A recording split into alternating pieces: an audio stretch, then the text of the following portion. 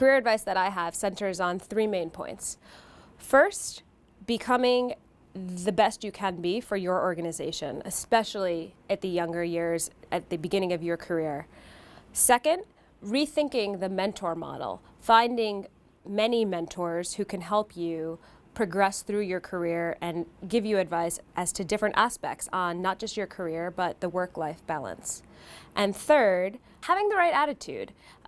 Being somebody that embraces change is going to be something that's very important in your organization, especially as we embrace on new technologies and a changing sort of work environment going forward. So let's start off with number one. Learning as much as you can and being the best you can be at your organization. You know, I think this is probably very obvious, but it doesn't always come out in people. To really better yourself when you start off, be somebody that takes the jobs that nobody wants to do, because if you are that person, people will start to rely on you, and eventually the jobs that you take on will become more interesting. People will give you more responsibility. People will learn to trust you.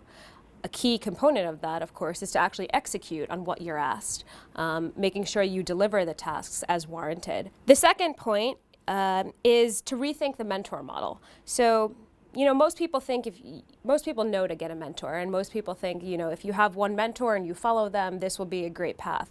And I agree with that to some degree, but I think I've approached life a little bit differently in that I feel you really can learn from anybody. You don't necessarily need to choose just one mentor because one person might be great at one thing, but somebody else might be great at something else. So really networking and learning what people's different skills are. So when I think about the investment skills, maybe I look to one person, but when I think about how do I want to manage my own personal work-life balance, because that's important to me, I look at somebody else. And I think it's being open-minded and embracing that and understanding that.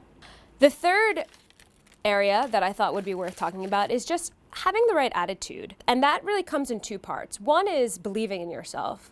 I was very, very fortunate to grow up in a household that taught me that I could do anything. I could become the President of the United States if I wanted to. I could become a doctor. I could do anything. And I'm very, very lucky for that. But I don't think you have to have the parents to tell you that. I think as long as you believe in yourself, you will take on opportunities that other people maybe wouldn't want to do.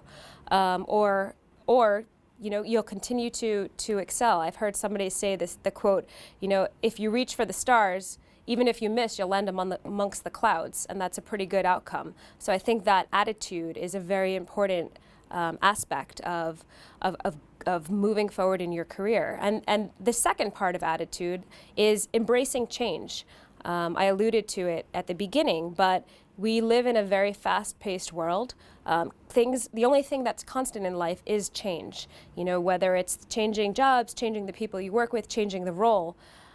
If you're a resistor and you're somebody who's going to, hang on to the past, you're not going to move forward in the organization. That's just life, and unfortunately, that's part of it, a part of reality.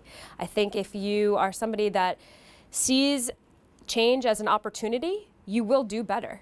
And those are kind of my three ideas as to how to move forward in your career, and I hope that they help you.